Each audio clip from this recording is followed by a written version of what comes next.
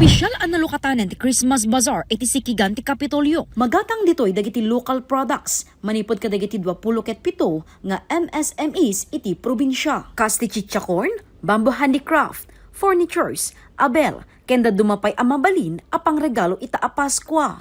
Gagem detoy ama italo ken may kan oportunidad dagiti small business entrepreneurs.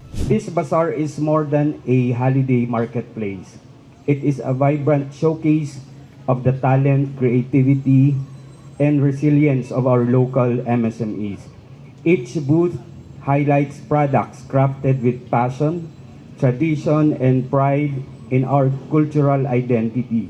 May sa kadagiti exhibitor ti residente iti Bulbula Lalapas at alutaw enen ang magiparpartisipar ti trade fair.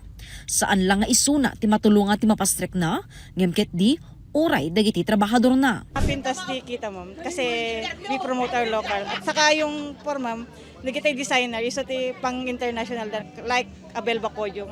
Ti makatulong ma'am kat kwa, ado ti matulungan mi lang nga community ma'am.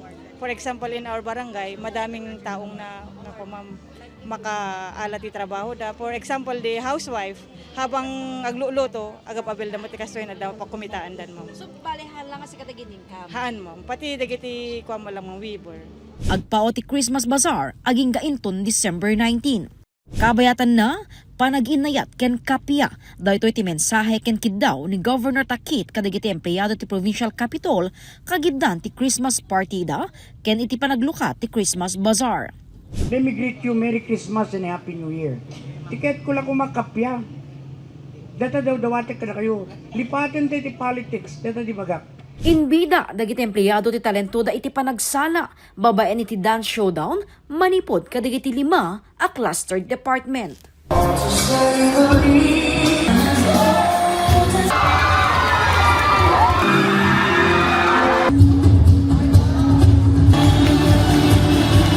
Kalaksidan ti cash prizes, adamet na ipaya cash gift kadagiti amin nga empleyado. Jessica Boreta, Balitang Solid North.